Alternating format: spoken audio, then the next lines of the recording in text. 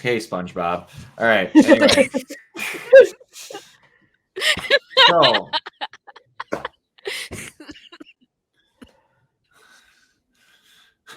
The day when her microphone's working fine, she has to be an absolute goonberry. It's not new. It's normally her. Anywho, let's go, Google. I'm very upset right now. Okay. I've had to deal with this for years, so I'm used to this. Anyway, so another RWBY episode came out this week. Came out today. It was a very, what I want to say, focused and one kind of scene episode compared, well, one moment episode, I should say, compared to the rest of them. So there's not as much to go over. Yeah. Other than they had basically an end credit scene in this one, but had it at the end of the episode versus after the credits. So, yeah, we got a little bit to talk about, but not normally as much. So, before we get into that, favorite moments. Summer, go ahead. When they're talking to the Red Prince, and I just love Little whispering into Ruby's ear when she's like trying to figure out how to compliment him. He's small. It worked. It worked. That was the best part to me. It's like, okay, he's fine with that. And Raven? When they're very tiny and they're sitting in Ruby's hood and Little just falls asleep on top of Weiss. Yeah. Yes. Everyone's personality is coming out in these, and I truly appreciate that. I like that a lot. They're being very good at giving everyone character moments, which is something it is one of the reasons I knew I was going to appreciate this thing that they're doing, because outside of who they're dealing with, you literally are basically just going to have 6 of the main cast in the show. And most of the time, it's just going to be the main 4. So you're focusing on them versus bouncing around a lot like they have been with the insanely huge supporting cast they've had in the last few volumes. So that's one thing that I like, that you're actually getting to focus more on them, because some people complain that some of them haven't gotten as much screen time as others or development.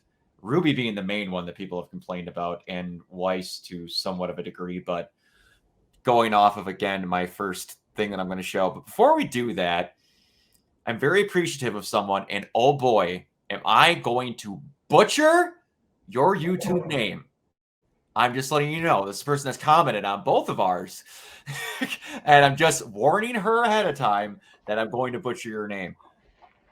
Willia Kanagiani 4938. If I got even remotely close in your next comment, let me know.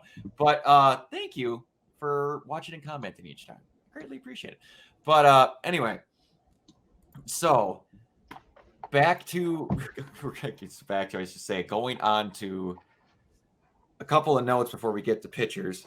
I like that they established that the story that they were in already happened, and they're starting to notice that things are slightly different, but not different because they weren't in the story, but different because the story already happened.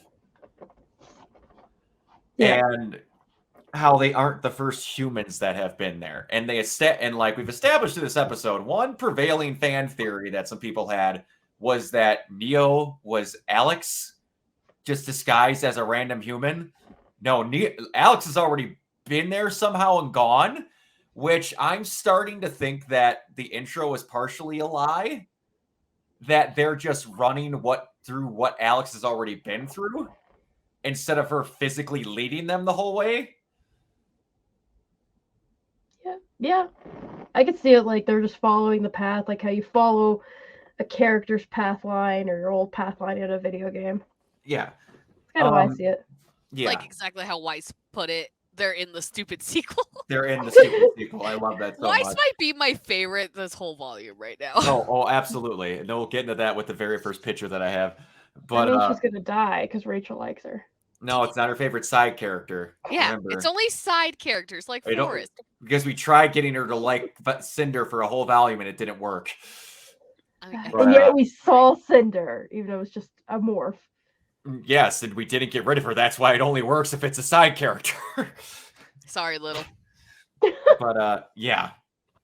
Anyway, Little has also, I think, been the best addition as a side character the show has had in 5 volumes.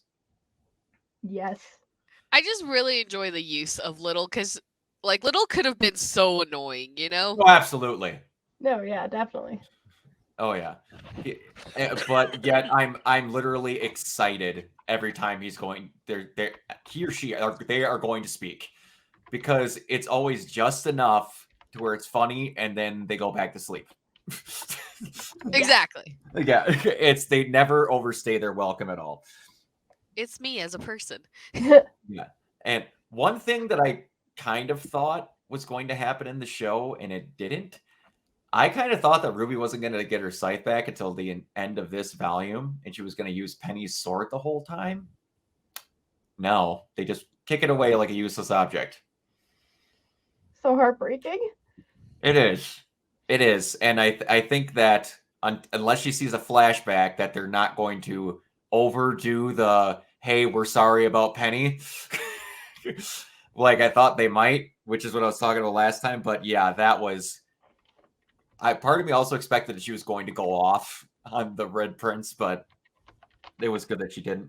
I, for a hot minute, thought that Butterfly was going to be more important than it was. But there were 2 different ones.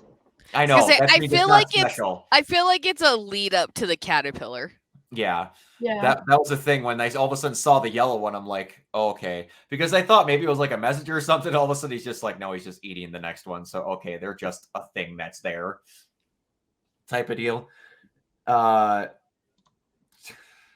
One, like, we'll get into the chess fight. I guess we'll actually start getting into pictures because some of these come afterwards. Oh boy, entire window. Here we are. The amount of stuff Weiss has done compared to what she normally does in just 3 episodes is jarring. She's gone through every state of emotion. Look, Weiss is having a moment, and we are here for it. Oh, it is. Yes. Absolutely. And for anyone who's watching these and they're noticing, I am not one of those obnoxious Bumblebee shippers, even though I want it to happen. It's looking like it is happening. But I tell you now, just to be that guy, because I know it irritates the crap out of certain people that just literally can't handle things in their lives. Every single one of these title cards for these episodes, I'm going to try my best to have it be a Bumblebee moment, just because they're showing them this much. Just to see who gets irritated. And I got another one. So guess what? The train's going to keep on going. But that was one thing I was going to show. I love that they get into this very much, what I want to say, Harry Potter style chess game where I don't know what I was expecting from the Red Queen thing or the Red Prince thing.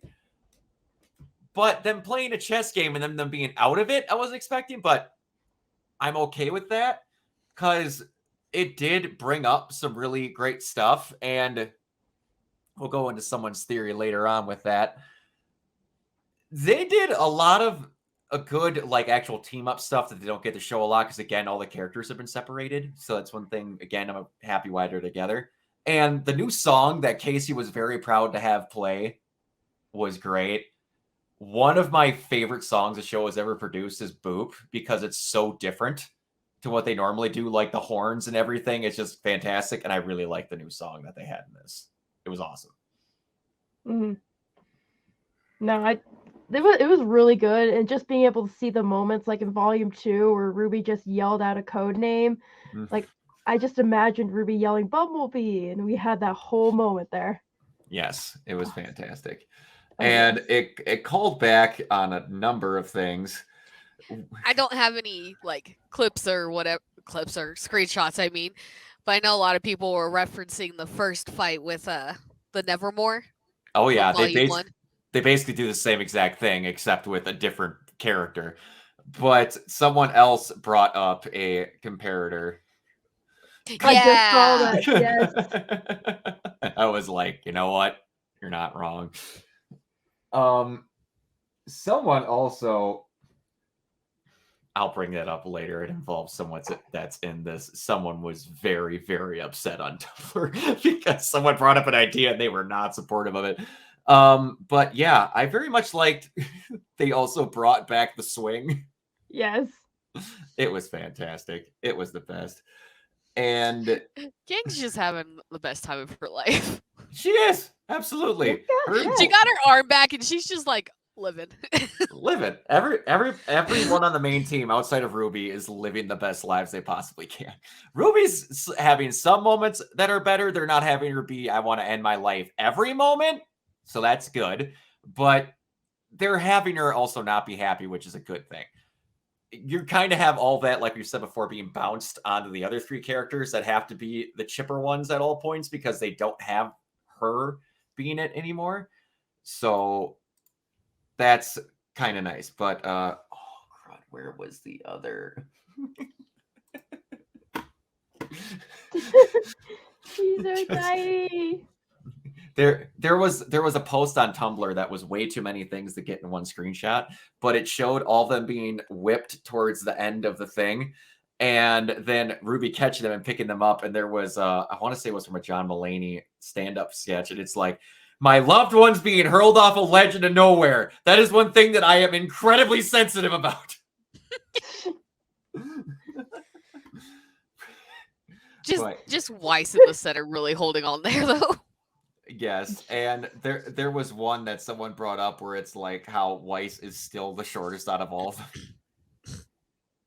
them. I want to say it's fan art by Yaya, where it's like you're still wearing lifts and everyone is still taller than you. But one other, where is it? Here we go.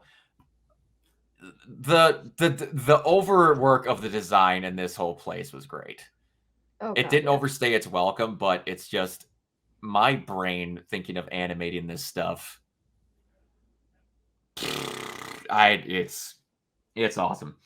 One thing during that fight that I also really greatly appreciated, they go out of their way to show that after Blake attacks something, that they showed the little gold incision where she fixed her blade. I was just like, they're hamming it the whole way. They gotta give the fans what they love. You do. You absolutely do. And one thing that we got to see that the fans do love is another fairy tale reference, which is this little, I don't know what to make of them yet. The Curious Cat. The Curious Cat. I like the Curious Cat more than the Cheshire Cat anyway, so. You take that back. I will fight you here. You're alone on that one. Cheshire's so good because the Cheshire Cat was a dickhead. I am personally going to fight you. Bring it. You come to my house, I'll throw one of my cats at you. You know what? I'm going to pull Casey fight. Jones. I will find a hockey stick. And I bet they'll be closer to the Cheshire Cat than the Curious if you throw them at her. Yeah, they will. Just gonna throw that out there. Nah, she'll get scared of my cats and run. No, see, I'll die because I want to pet them. Yes. Oh. See, I still like the Curious Cat, but no, I prefer the Cheshire Cat. It's the still colors. Him. It's based. They're the same colors though. I don't know why. I think the Cheshire Cat's so fat. I don't know. Fat cats are great. I know. I feel like for the longest time Disney was only drawing their cats fat anyway. So because fat cats are cute. Well, think about the cat from Cinderella. He was fat too. Have you seen the Aristocrats? I love the Aristocrats. I rest my case. All right. There's a fat cat in there too. No, that's what I meant. That's why I said I rest my case.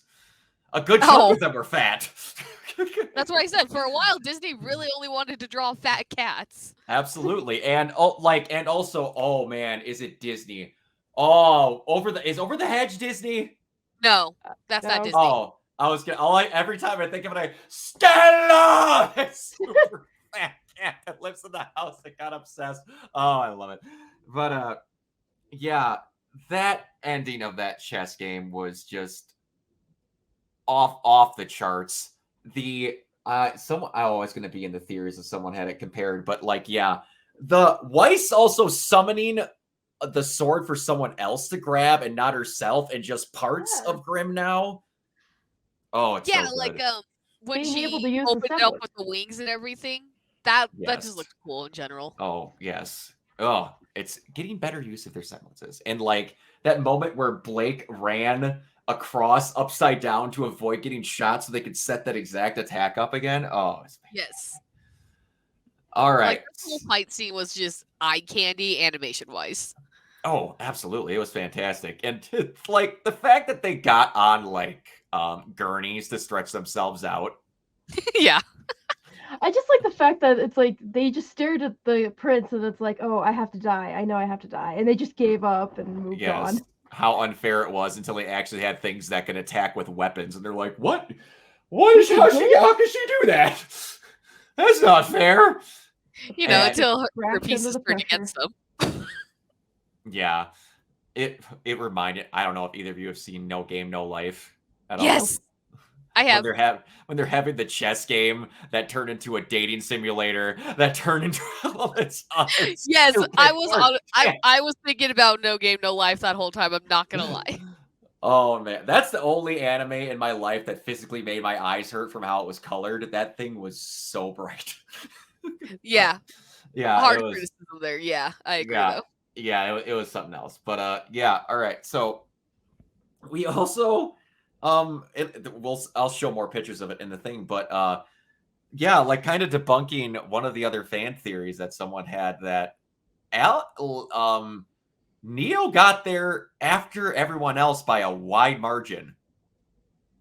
Yeah, because she like just recently got there, right? Like, yeah, like Yeah. the Jabberwocky's licking his wounds from getting his ass beat.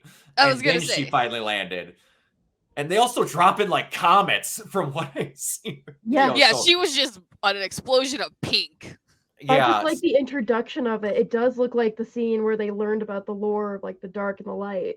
It's like yeah. literally, I Oh, love that. there's more of it. I know. And it's the first time they had a semblance evolve by this much in one step, because people were confused by Neo's semblance at first that she could either teleport or do other things, because they have her disappear from a scene in the train and people thought she could teleport. And then it became explained that she can make other things look, she can either at one at a time make something like when she was with Cinder with the airship look like a Mistral ship. She could disguise a ship or her, like an object or herself, and make it physically look and feel like something else at a time. Now, in one moment, now she's in Wonderland, she can make physical, moving, independent copies of herself. Bit of an upgrade. Yes. It's Because- like twice. Yeah, because one thing that I didn't like about A Small Moment in Volume 8, they basically made Emerald and Neo's semblance identical in a scene, and I don't think they fully thought about it. There's a scene where, like I said, Neo can make the thing permanent to everyone around them. Emerald has to concentrate on a person to make it work, or a group of people that she can see to make it physically work. Like if someone is looking at it from her not concentrating on, they can't see it. There's a moment where she's trying to sneak Oscar out, and then someone walks up on them, seeing the illusion that she wasn't casting the illusion on. So for a moment in the other volume, they basically made her and Emerald semblances the same. Now they're drastically different. So that little bit's okay. And that also gives credence to the other thing we're going to have here, that it's a little bit different to what we thought the fan theory was, but now yeah, but we'll get into that.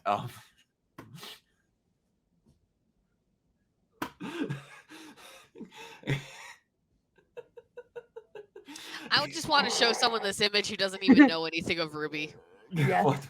Whatsoever. I saw that and I'm like, I got it. It's true. It's just he makes all the rules.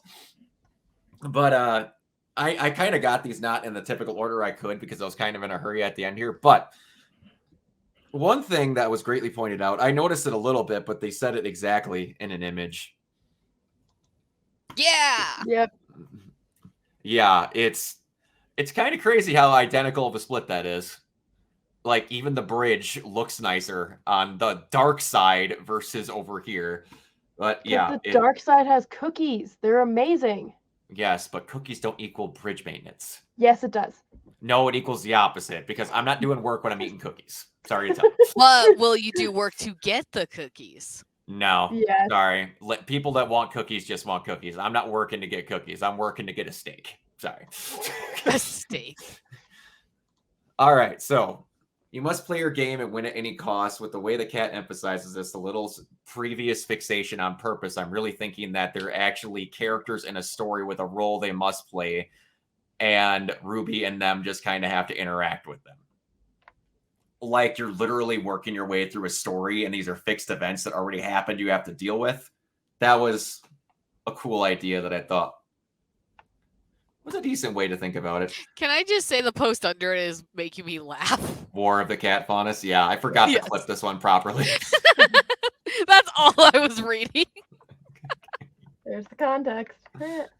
Yes, and then you must be so distraught, unable to do the one thing you were put on this acre to do. That was the first part of that previous post there.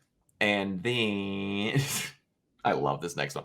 Remember how I told you that someone made a post about how Blake is the one person that's got on by being the most beautiful person in a room and she doesn't know how to flirt? Mm-hmm. Yeah. Look at those. Go, Blake, go. She literally can't take the flirting in return. She's the worst. Oh, I wish I had the Tumblr post. I saw it sometime earlier this week where someone's all, Blake is so used to just being the prettiest one in the room. She literally has no idea. Yes. That's what I brought up last week. She has no idea how to flirt, so she's just hoping someone gets it with her. Exactly. And this is what we brought up earlier. It's damn near identical. Oh, yes. Yes. And what do we got next? Yes, there we go. And she disguises all the people she's lost in her life. So these could be people we've never even met. Which would be interesting to watch her do that. Because someone brought up them being dead characters. Neil wouldn't know Adam was dead. Yeah, right. Yeah, so there would be a lot of stupid contrivances to get that to work. But literally making her own family of people she's lost be with her is the most interesting and sad thing that they could do. And I think that'd be really cool. Because I want to say it was Ray brought up that people think that that's going to be her parents, the first two. Right? Someone brought that up from reading the book. Might have been Blake. I was going to say, I think Blake might have said it. Because I didn't read the book. Okay, gotcha. I did not either. I have it, and I haven't read it. I only read the after fall one. Okay, and then yeah, they didn't predict a lot of things. And that's why I'm curious about this whole thing, because with characters that usually can duplicate themselves and all that, they do tend to go crazy. Yep, and I think she's going to before she gets better. Oh, yeah. Yes, and that was just another one they had in there. And then, some other group shots we got in the back end of there. But, yeah, we're there's 10 episodes, so we're about 30% of the way through. I'm really liking the volume so far. I'm very happy that it's these four just together until we, get Jean and Neo. It's a very contained when it was unbelievably spread out in the last few volumes. Not that I hated that, but I'm happy that it's closer in again because we had everybody figuring out how to get along with each other for a while for a good reason. And now they're kind of just going, we got it. We made some mistakes. We need to start fixing this because we kind of effed up, even though we were trying to do the right thing. Yeah. So I'm happy what they're doing with this volume. And again, I don't want to even see Vacuo at all. This volume whatsoever. I can't imagine a reason we would outside of a flashback or memory. I know that was literally the same thing, but still. Yeah, no, I get you. And like, no, it just they're doing very well to concentrate on them because this needs to be a volume where everyone, but basically Ruby and Jean, figure their crap out, and Neo. Oh no, I agree with that. Yeah. I'm loving that it seems to be more focused, which I think is definitely needed. Nice. Oh, absolutely, because they they need to have them be okay. Like I want Ruby to like bust in half and then get better. Mm-hmm. Because they need to have top form knowing what the hell they're doing. What are you laughing at, and why is it going to be about Penny? No, I'm just laughing at the whole I want her to get busted and then get better. And I'm just laughing like that's literally just people in general about their favorite characters. I want to see them hurt and cry and break, but then they can get better. Hey, yes. Literally, when me and Ian Crow started writing the second RWBY fan fiction that I came up with, one of the very first things that we thought of was at the ending of the first year that the main character's love interest was going to get tricked into doing something that would make the other character think they hated her and she would move away. And then when she moved away, the main character herself would go into a coma, and that's would be the only thing that made her come back is because she thought she might die. Literally one of the two of the first plot points we came up with. I think it's a good plot point. Anytime to go into a coma, it works. Yeah, it's like she gets to see Summer in part of it. Spoiler alert for anyone who hasn't read it. We haven't wrote that part yet. But anyway, details. This is a spoiler chat. This is a spoiler video, so it has to happen. It is, exactly. And I don't know if anyone that I know that reads it that's watched these videos outside of Crow who helps write it. So yeah, it was really good. Like I said, I'm really enjoying it. They're doing good. Keep it simple. That's all you need to do. This could be the most easy ride of a simple thing they do with just basic ideas and just let it flow. They don't need to go outside of the box other than you have Alice in Wonderland. Just hit the greatest hits. I'm good with that. And like, it'll be interesting if they actually do see Alex at the end. But we'll have to see because they were very upset with everything that Alex has done. So, like, it'd be weird to see if Alex is actually a character they've interacted with outside of the Ever After, and they just don't know that. That's what I'm really curious about. Like, we have a model in design for Alex, so... Yeah, and it's clear that she's long gone by the time they got there. So... Yeah, exactly, that's why I'm just curious. Brain racks for most anyone they've met that has brown hair and dark skin that isn't Ilya. Not the Fall Maiden. She had a different name. Banal. No, God, I've got nothing. But anyway, yeah, let's get on out of here. Ray, where can everybody find you? You can find me on pretty much everything as Ray Sketch It, where I post art when I feel like finishing it. Which is barely ever. Raven. You can find me at Fiery Summers Cosplay on all social media that I have that name on. Nice. You can same for me everywhere at Organoid Zero, mostly on Twitch and YouTube. If you're watching this and you're a fan of Resident Evil, on the midnight of the release of the game, I'll be streaming it as soon as it starts up, and I'll be giving away a PS5 digital deluxe copy of the game. All you need to do is be subscribed and watching. $5 to win something that's worth $80. I think that's a pretty good deal. But all right, we will see you all later next time. Bye. Bye.